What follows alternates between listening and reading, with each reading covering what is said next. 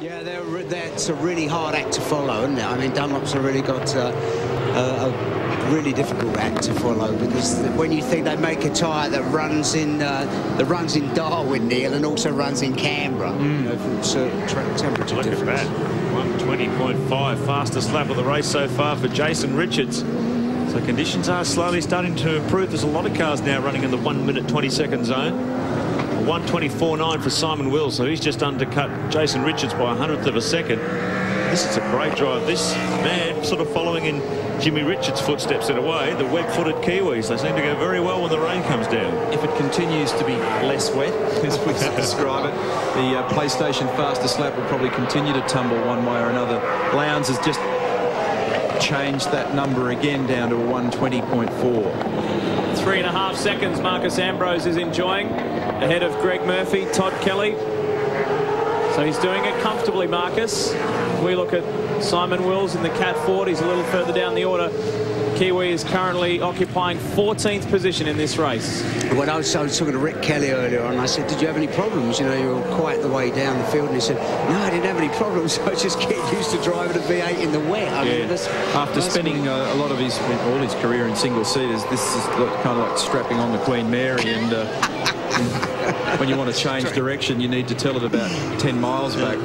Doing a really good job, though. 11th position. Yeah, that's fantastic, isn't it? When you look at, he's in front of the likes of like John Faulkner, Larry Perkins, Stephen Richards, Brad Jones, Barks, poor old Barks. Well, Bargwanna went from 1st to 20th position, and he's worked up to 17th now.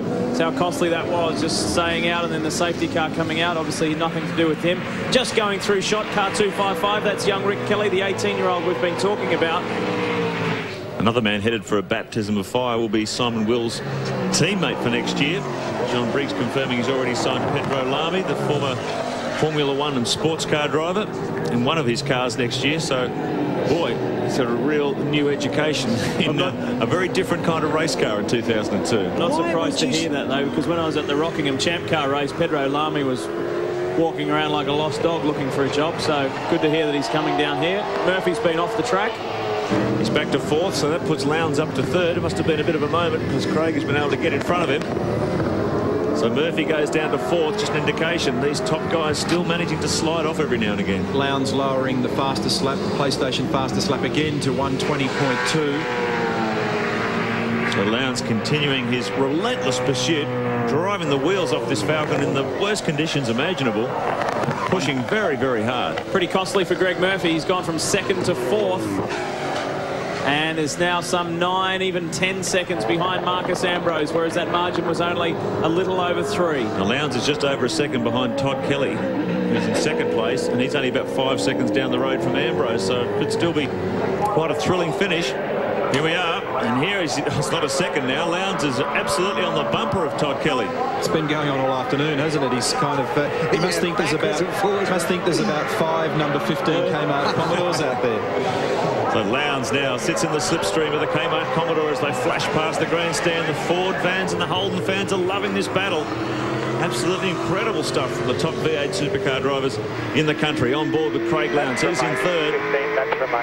And he's got Todd Kelly well within his gun sights. 15 laps to go. He's been man of the match, Todd Kelly, hasn't he? I reckon he's done a really solid job. He's just on the road, neat and clean. It's a very strong weekend. He opened up the weekend with fastest time in qualifying on Friday, and he has done a brilliant job this weekend. All he has to do is maintain his position, and he will... Well, he's got this round by the scruff of the neck. He will win this round the way he's going at the moment. The race has been really good, really entertaining. I think, wow, you'd be sure they'd be done more than 34 laps, wouldn't you? It seems to have gone on forever. On board with Lowndes. They come down through Victoria Bitter turn. And just to give us a bit better view out of the front of the Gibson Motorsport Falcon, the boys actually made an alteration to the wiper, and so that it sweeps further to the left.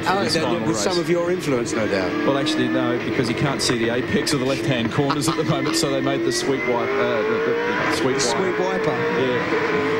It's interesting to listen to the radio in Todd Kelly's car. Initially, when Craig Lowndes made an attack on him earlier on, the instructions were, don't fight him, don't wrestle him, let him go past. I wonder whether this will be the case now towards the end of the race. Yeah, it should be interesting. Todd Kelly staring down the barrel of a round win here. So he's got to keep it cool. And he's certainly kept it cool all day. That drive in race 2 of a 3-race weekend this morning was absolutely fantastic. Yeah, there is no real reason for Todd to fight and stay there. He's got the round sewn up. Ambrose is 3.6 seconds up the road. That's going to be hard to retrieve to reduce that margin. Well, it was out to 5.1. Yeah, it was 5, I was going to say. Must have got held up somewhere, Marcus. Well, the last lap around, Ambrose did a 1:21.9, and the other guys were in the mid-20s, so could have been traffic, may have been a moment, but Ambrose, the gap now to the lead is down to 3.5 seconds. Look at Lowndes here, filling up the mirrors of this Kmart car, and he's not going to fall into this trap again. He's tried that twice down there and it hasn't paid off. He's got to find somewhere else to put a move on Todd. Todd Kelly now, after several seasons in V8 Supercar, he's pretty wise to some of the moves that go on out there. So Lowndes is going to have to work for his supper here.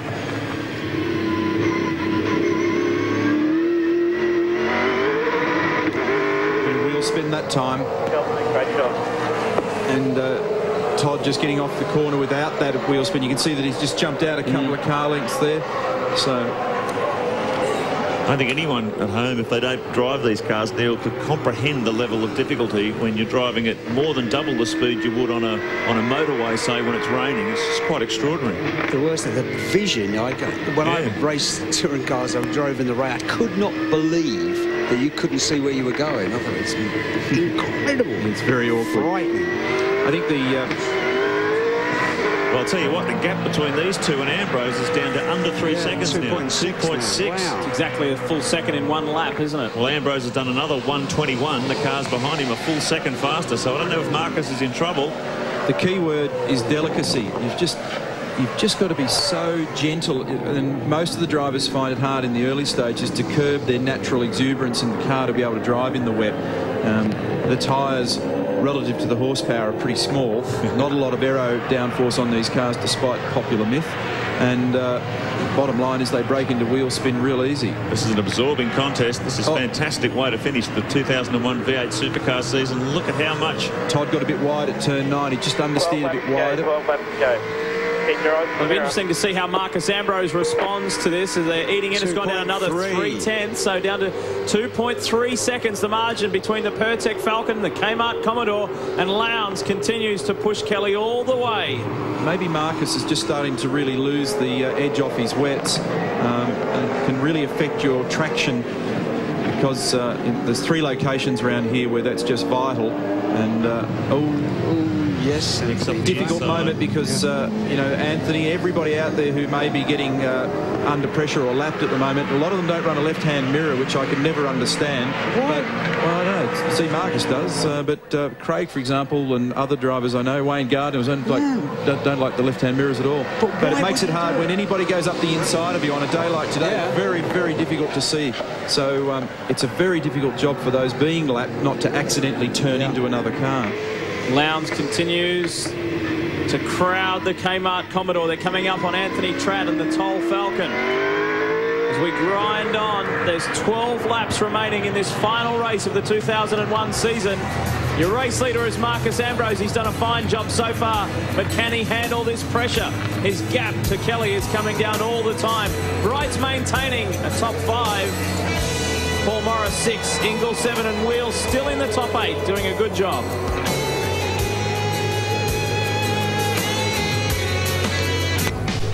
Whilst we're in the break, Craig Lowndes had Todd Kelly in his sights. Well, he's had him in his sights for a long time. He pulled out of the draft and the move finally stuck. The Gibson Motorsport AU XR8 slotted up the inside. And I'd say that there was a little bit there from Todd Kelly allowing Craig Lowndes to go by as well and not take that fight up any further. Well, no point. He wanted the championship win, or the championship round win here, so he didn't want to throw it all away. I think I just heard Todd say I let him go on purpose. But look at this, 1.8 seconds is now the margin between Marcus Ambrose and Craig Lowndes. Lowndes is really on a mission. this is a little perplexing because I've had a word to Paul Forgy and the team at Stone Brothers. They tell me there's no real dramas for Marcus. He's not complaining about his neck. He doesn't seem to think the tyres have gone off, so not quite sure. He's just doing his best to keep Lowndes at bay. And to expand on the other point between Lowndes and Todd Kelly, the pass that he made, there was a little bit of finger pointing going on down here in pit lane between the various team managers. At one point they thought Todd Kelly's brake lights, rear brake lights, weren't working, but they seem to be working fine now. Yeah, we had a shot earlier and they're certainly working just fine, but this is where we are focusing this battle first to second. Fords 1 and 2. Ambrose and Lowndes, and the gap, that's what we're monitoring. It was 1.8 seconds on the last lap. How much has Craig Lowndes taken out, if any, on this lap? With a face of determination here. 3 times Shell Series champion and staring down the barrel of a very successful finish to his first season with the Blue Oval. Look at how cool he is in the car. It's amazing when he gets out of the car. He's barely got a bead of sweat on him. Very relaxed behind the wheel. He tries to hunt down Marcus Ambrose. 1.5 now, so he's really closing in on the Pertec Falcon. Great battle to the wire between the two Fords. Been a very, very impressive run by both drivers. Updating you, Murphy has dropped back 2 more positions. Bright is now 4th. Morris is 5th. That's a strong run by the Big Kev racer. Now, is Greg Murphy in trouble? He is dropping down the order. Ingle is 6th. Murphy is yet to have come across the start-finish line. At one stage as high as 2nd. Murphy's actually coming to the pits. Murphy has pitted, so problems there for the Kmart Commodore. He was looking very strong. You see Marcus is saying, speak to me on the front straight slowly and clearly. Well, he's having trouble seeing Craig behind him. I'm pretty sure he'd have a good view of him now. Of course, that car being in that black and silver colour scheme without particularly bright headlights, it'd probably be very hard to pick up in the spray. So Lowndes just sneaking around almost stealth-like behind the Pertec Falcon. Let's see if he can close the gap. 41 laps, 2 or 48. There must be a real...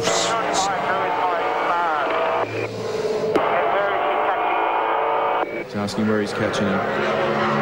1.2 seconds now the margin, so another 0.3 of a second have gone between Ambrose and Lowndes, and time is running out.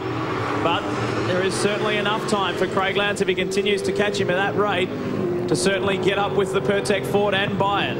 Neil, that's a really difficult situation to be in if you can't see the guy that's behind, isn't it? It's even more perplexing because you're looking both sides in the back and you can't see. And when he gets very close, you've got to be so careful you don't turn down on him. That's the difficulty. And hard. Whilst there's been so many fabulous drives, I think star of this race, that's for sure, has been 18-year-old Rick Kelly. He's up into 8th position, and this is his first full round in a V8 Supercar. Did the Queensland 500, but the car didn't start. Did the V8 Supercar 1000, sharing the Kmart Commodore with Nathan Pretty. This is his first drive all by himself. That's a fine effort. Finished in the top 20, maybe in the top 15 from memory at Mount Panorama, so he's made a pretty healthy debut in V8 Supercars. Just 18 years of age. Could be the beginning of something of a Kelly dynasty at TWR. A lot of rich black smoke coming out of Marcus's car, isn't there? Always done. The Stone Brothers cars always do. Lowndes just closing on his prey. It's under a second now, 0.7. Murphy's out of the car, so major problems there for the Kmart Commodore after such a strong run earlier on. This is where the action is. These two Fords fighting it out right down to the close of play. 0.72 of a second it was last time across the straight. The awkward part is if he can get to the back of him, where does he get by without going onto a greasy bit of road to try and do it? I'd say at the end of the back straight if he gets a really good run out of this here. Certainly appears to have slightly better traction than Marcus. PlayStation fastest lap now goes to Paul Morris at a 1:19.8. Just had a word to Greg Murphy. He was saying he was suffering a rather violent vibration in the car, something within the driveline. He said he just had to come in or it was all going to come loose and break down, so that was the only choice he really had, was to park it in the garage and end his day. Get ready for it. Here comes Lowndes. There is nothing between them now. Lowndes is right on the back of Marcus Ambrose. Got a lot of wheel spin exiting Dandenong Road, then just lost the advantage that he made up under brakes. Not unusual for, remember I mentioned yesterday, not unusual at Sandown to have transmission-related things. And remember, in total, this is nearly 500 kilometres of racing, a long way. 4 laps remaining for race leader Marcus Ambrose. He's got Craig Lowndes filling his mirrors left, right and centre as they come down the main straight in front of the grandstand. Who's going to win this? Lowndes sets up for a pass on the inside. Not quite close enough. Ambrose goes a little bit deeper under brakes. So Lowndes pulls the nose of the Ford back in. He's going to try again later on. No V8 Supercar wins alongside Marcus Ambrose's name in terms of a race. He has won a round before, but never a race. And as for Lowndes, as far as his turn in a Falcon, well, just that one race win earlier this year at Adelaide. Good run out of this, I reckon, at the end of the... Plenty of incentive, though, Baz, for Marcus Ambrose to win this race. I totally agree, but Todd Kelly, have a look at this. Todd Kelly be hoping the two of them fumble each other. And, yeah, exactly. Look at this. Lowndes goes up the outside now. 250 k's on the approach to the S's. He's got him, well and truly. Ambrose tries to fight back on the inside, but no, Lowndes has got position. So Lowndes goes through to take the lead. Incredible fight back from far down to 16th when they restarted this race. He came marching through the field in the space of 3 laps. He went from 16th up to 5th, and he slowly picked them off one by one, including a couple of incidents that's taken him right off the circuit. Well, Marcus is hanging on. Oh, he's gone up the inside of him. Yes, he got him. Got him. What a move. Well, he definitely knows where he is now, doesn't he? Cannot afford to be napping with Marcus Ambrose sniffing around your tail. 3 laps remaining. He's so pumped up. There's Nancy Lowndes. Craig Lowndes' wife, Oscar Fiorinato, chief engineer in front. Boy, there's plenty of nervous people standing in these 2 pit garages now with laps unfolding. That was a very good move, wasn't it? Really? He's got a lot of confidence in the grip of this car, Ambrose, if he decided to dive back there. And he caught Lowndes napping a bit, I think. I think Craig thought he had it. Oh, there was a touch there. Certainly was. Go. Tries to go up the inside, does go up the inside. Now back in front in the Gibson Motorsport Ford. Watch Ambrose respond. I told you Todd Kelly would buy into this, didn't I? Yeah, really. I'll have a piece of this. You can hear the crowd in the grandstand are going nuts. And there's plenty of people with a pretty high heart rate in the pits as well. I wonder if they're going to do anything about that touch. Well, that's an interesting one because he did unseat him, didn't he? Definitely, no doubt whatsoever about that. Okay, mate, just keep on going. Keep on going. Ross, 3 laps remain. Ross Stone on the radio. Marcus Ambrose, he said all year, oh boy, I really want to win a race. I know I won a round, but I'd love to get a race in my bag. Paul Forgey's also been having a word to Marcus Ambrose. They're telling him if you can maintain the pressure, the cheers that went up when he came to this part of the circuit, the last lap around inside this pit were incredible. 2 laps remaining, just over 6 kilometres of racing at Sandown Raceway. What an incredible weekend it's been. Amazing stuff. And look at Lowndes now streaking away. The Ford flags are flying. He's got enormous pace in the car and he's driving it fast and aggressively, but I don't know that anyone's going to be able to respond. 1.1 seconds the gap he's put on Ambrose in that lap alone. That's a lot. That's a big gap. So he's just going to keep it cool now. This car, the setup on the car particularly, just goes to show, Neil, you think of the bad races that Craig's had where the car's setup hasn't been at a optimum. You're always running around the back 10 or 15. You can look pretty ordinary. If the car's not right, you can't do your stuff, can you? That's exactly right. Another 2 laps, mate. Another 2 laps. You've got a group of cars, maybe 6 car lengths behind you. Keep on going. P20. Some reassuring words from the pit. Meanwhile, it's looking good for this man. Once you reach a certain level, Mark, and there's probably 15 or more guys out there that are at or very close to the highest racing car level in the world, and it really gets down to the machinery around you and the group of people that you work with and how you maximise every element of performance of the car. And at any different point you can study this championship and you'll look at different drivers and teams have had some shockers here and there. But if you get all the numbers right and get the car set up well, then away you go. 1 lap to go. Talking about having a car wrapped around you, you'll just be happy to have a car wrapped around you. Yeah, I don't like this. It's stressful. This is it. 1.6 seconds the margin. That's going to be tough for the Pertec Ford to catch up. Kelly remains 3rd, but Lowndes, what a drive. He's come from behind pretty much all weekend. The first race started 14th, finished 2nd. Strong result in the second as well. I think all three of these guys deserve reward today because all three of them have done a great job. We've seen some great passing moves, tremendous car control, and they've pressed on as though it was a dry race and used everything that the car had to offer. We've had some really good races here this weekend, haven't we? Very much so. Excellent. Good format, good distance. Oh, look, challenging Kelly. enough, and look at this. Kelly is not happy to settle for third on the final lap. Pressuring Ambrose. We are nearing the end of the V8 Ultimate, and it's been a challenging year for Craig Lowndes. Somebody off on the outside down there. I think it might be Stephen Richards. Parked in the sand. So a tough race for both FTR Falcons. You have to feel a little sorry for Marcus Ambrose that he's not going to get his maiden V8 Supercar win. But for Craig Lowndes, he's endured it, and he wins the final race of 2001. Ends the year on a high note for Gibson Motorsport.